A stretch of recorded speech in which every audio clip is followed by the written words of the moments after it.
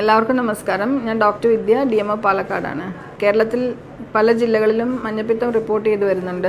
പാലക്കാട് തന്നെ ഇതുവരെ 34 കേസുകളാണ് റിപ്പോർട്ട് ചെയ്തിട്ടുള്ളത്. ഇതിനു മുൻപും 2 ഔട്ട് ബ്രേക്കുകൾ പാലക്കാട് ഉണ്ടായിട്ടുണ്ടായിരുന്നു. ഇപ്പം 3ാമത്തെ ഔട്ട് ബ്രേക്കാണ് ഇപ്പം 34 കേസുകളായിട്ട് റിപ്പോർട്ട് ചെയ്തിട്ടുള്ളത്. അപ്പോൾ മഞ്ഞപ്പിത്തം എന്ന് പറയുന്നത് ഒരു വൈറസ് രോഗമാണ്. ഹെപ്പറ്റൈറ്റിസ് വൈറസ് കൊണ്ടുണ്ടാവുന്ന രോഗം. Hepatitis A, B, C, D എന്നീ വകഭേദങ്ങളിലാണ് മഞ്ഞപ്പിത്തം കാണുന്നത്.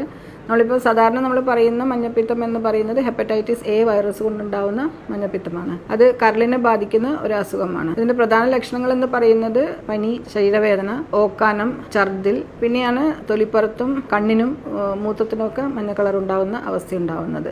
അങ്ങനെ ഉണ്ടാവുമ്പോൾ എത്രയും പെട്ടെന്ന് ആരോഗ്യവകുപ്പ് അധികൃതരെ ബന്ധപ്പെടാനായിട്ട് ശ്രമിക്കണം. മഞ്ഞപ്പിത്തം വരുമ്പോൾ മറ്റു ചികിത്സകൾ തേടുന്നതായിട്ട് കണ്ടെത്തുന്നുണ്ട്. മദ്യം കഴിക്കുന്ന ആൾക്കാരിൽ അല്ലെങ്കിൽ മറ്റുള്ള അസുഖങ്ങളുള്ള ആൾക്കാരിൽ, കോമോർബിഡിറ്റീസിലുള്ള ആളുകളിൽ, പ്രായമായവരിൽ, ഗർഭിണികളിലൊക്കെ ഹെപ്പറ്റൈറ്റിസ് A വന്നു കഴിഞ്ഞാൽ അത് കോംപ്ലിക്കേഷൻസിലേക്ക് പോകേണ്ട ഒരു അവസ്ഥ ഉണ്ടാവാം. മഞ്ഞപ്പിത്തം ഉള്ള ആളുകളിൽ പെട്ടെന്ന് തന്നെ ഈ ഒരു ബിലിറുബിൻ്റെ അളവ് ക്രമാതീതമായിട്ട് കൂടുന്ന ഒരവസ്ഥ ഉണ്ടാവാം. പിന്നെ അതുപോലെ ഫിറ്റ്സ് ഉണ്ടാവാം, എപ്പിലെപ്സി പോലെ ഉണ്ടാവാം, കൺവൾഷൻസ് ഉണ്ടാവാം, സ്ഥലകാല ബോധമില്ലായ്മ ഉണ്ടാവാം, ബോധക്കേട് ഉണ്ടാവാം, ബ്ലീഡിങ് ടെൻഡൻസീസ്, അതായത് മൂക്ക്, വായ, മറ്റുള്ള നമ്മുടെ ശരീരത്തിലുള്ള മറ്റുള്ള ഓറിഫൈസസിലൂടെ ബ്ലീഡിങ് ഉണ്ടാവാം. രോഗം ഗുരുതരാവസ്ഥയിലേക്ക് പോകുന്നു എന്നുള്ള വാർണിംഗ് സൈൻസ് ആണ്. അപ്പോൾ ഇങ്ങനെയുള്ള വാർണിംഗ് സൈൻസ് ഉള്ള ആളുകളും അത് മറ്റുള്ള അസുഖങ്ങളുള്ള ആളുകളും ആണെങ്കിലും മഞ്ഞപ്പിത്തം വരുമ്പം കൂടുതലായിട്ട് ശ്രദ്ധിക്കണം.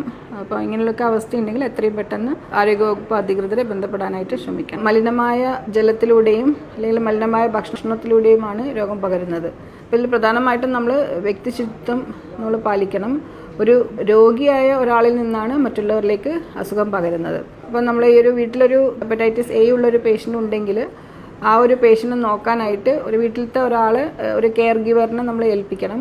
അല്ലാതെ എല്ലാ വീട്ടിലുള്ള മറ്റുള്ള മുഴുവൻ ആളുകളും ആ രോഗിയുമായിട്ട് സമ്പർക്കം ഉണ്ടാവാൻ പാടില്ല.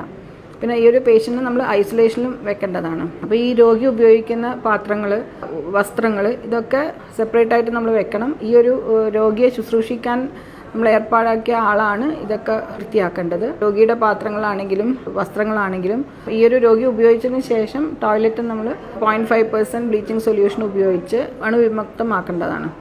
അപ്പോൾ അതുപോലെ പാത്രങ്ങളാണെങ്കിലും രോഗി ഉപയോഗിച്ച ഡ്രസ്സാണെങ്കിലും പേഷ്യൻ്റ് ഛർദ്ദിക്കൊക്കെ ചെയ്യുകയാണെങ്കിലും അതും നമ്മൾ ഈ ഒരു 0.5% ബ്ലീച്ചിങ് സൊല്യൂഷൻ ഇട്ട് അണുവിമുക്തമാക്കേണ്ടതാണ്.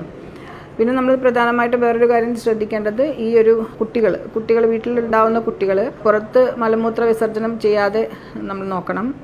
അതുപോലെ തന്നെ മലമൂത്ര വിസർജനം ചെയ്താൽ തന്നെ അത് സാനിറ്ററി കണ്ടീഷൻസിൽ വേണം നമ്മളത് ഡിസ്പോസ് ചെയ്യാനായിട്ട്. അപ്പോൾ വ്യക്തിശുചിത്വം പ്രധാനമാണ്. അതുപോലെ നമ്മൾ ടോയ്ലറ്റ് ഉപയോഗിച്ച് കഴിഞ്ഞാലും അതുപോലെ ഭക്ഷണം കഴിക്കുന്നതിന് മുൻപും ഒക്കെ കൈ സോപ്പ് ഉപയോഗിച്ച് കഴുകി വൃത്തിയാക്കണം. പിന്നെയുള്ളത് പരിസര ശുചിത്വമാണ്. സോഴ്സ് ഓഫ് ഇൻഫെക്ഷൻ എന്ന് പറയുന്നത് ഒരു പേഷ്യൻ്റാണ്. അപ്പോൾ പോസിറ്റീവ് പേഷ്യൻ്റ് ഉണ്ടെങ്കിൽ മലമൂത്ര വിസർജനം തുറസായ സ്ഥലത്ത് ചെയ്യാതിരിക്കുക. ഈ മലത്തിലൂടെയും മൂത്രത്തിലൂടെയുമാണ് ഈ വൈറസ് മറ്റുള്ള ആളുകൾക്ക് ഇൻഫെക്ഷൻ ഉണ്ടാക്കുന്നത്. ഇൻഫെക്റ്റഡ് ആയിട്ടുള്ള വെള്ളവും ഭക്ഷണ സാധനങ്ങളും കഴിക്കുമ്പോഴാണ് നമുക്ക് രോഗം വരുന്നത്. വൃത്തിഹീനമായ സാഹചര്യത്തിൽ പാചകം ചെയ്യുന്ന ഭക്ഷണം കഴിക്കാതിരിക്കുക. അതുപോലെ നമ്മൾ ഈ ഒരു ചില കല്യാണങ്ങൾക്കും മറ്റുള്ള ഫംഗ്ഷൻസിലൊക്കെ ഐസിട്ട പാനീയങ്ങളൊക്കെ കൊടുക്കുന്ന ഒരു സിറ്റുവേഷൻ ഉണ്ട്. അപ്പം അങ്ങനെയൊക്കെ ആണെങ്കിലും നമ്മൾ ക്ലീൻ ആയിട്ടുള്ള വെള്ളം കൊണ്ടുണ്ടാക്കുന്ന പാനീയങ്ങൾ കുടിക്കാനായിട്ട് ശ്രദ്ധിക്കുക. പിന്നെ പാചകം ചെയ്ത ഭക്ഷണം മൂടി വെക്കാനായിട്ട് ശ്രദ്ധിക്കണം. അപ്പോൾ ഈച്ചയും ഈ ഒരു രോഗം പരത്തുന്ന ഒരു രോഗവാഹകരാണെന്ന് നമുക്ക് പറയാൻ പറ്റും. പുറത്തുനിന്ന് പച്ചക്കറികളും പഴവർഗ്ഗങ്ങളൊക്കെ വാങ്ങിക്കുകയാണെങ്കിലും കൃത്യമായിട്ട് വൃത്തിയായി കഴുകി ഉപയോഗിക്കാനായിട്ട് ശ്രദ്ധിക്കുക. ഏറ്റവും പ്രധാനപ്പെട്ടത് എന്ന് പറയുന്നത് തിളപ്പിച്ചാറിയ വെള്ളം കുടിക്കണം. വെള്ളമെടുത്ത് ഒരു 15 മിനിറ്റെങ്കിലും വെട്ടിത്തിളക്കുന്ന അവസ്ഥയിൽ ചൂടാക്കിയിട്ടുള്ള വെള്ളം വേണം കുടിക്കാനായിട്ട്. പിന്നെ വെള്ളം എപ്പോഴും അടച്ചു വെച്ച് ഉപയോഗിക്കണം. പിന്നെ കിണറുകളൊക്കെ ഉള്ള വീടുകളാണെങ്കിൽ കൃത്യമായ സമയത്ത് ക്ലോറിനേറ്റ് ചെയ്യാനായിട്ട് ശ്രദ്ധിക്കണം. ഹെപ്പറ്റൈറ്റിസ് A ഔട്ട് ബ്രേക്ക് ഉണ്ടാകുമ്പോൾ നമ്മൾ സാധാരണ സൂപ്പർ ക്ലോറിനേഷനാണ് ചെയ്യുന്നത്. അപ്പോൾ എല്ലാത്ത സമയത്താണെങ്കിൽ ഇപ്പോൾ ഹെപ്പറ്റൈറ്റിസ് A ഔട്ട് ബ്രേക്ക് ഒന്നും ഇല്ലാത്ത സമയത്താണെങ്കിൽ കിണർ ഇടയ്ക്കിടയ്ക്ക് ക്ലോറിനേറ്റ് ചെയ്യാനായിട്ട് ശ്രദ്ധിക്കണം. അത് പല സ്ഥലങ്ങളിലും ചെറുതും വലുതുമായ കുടിവെള്ള പദ്ധതികളുണ്ട്.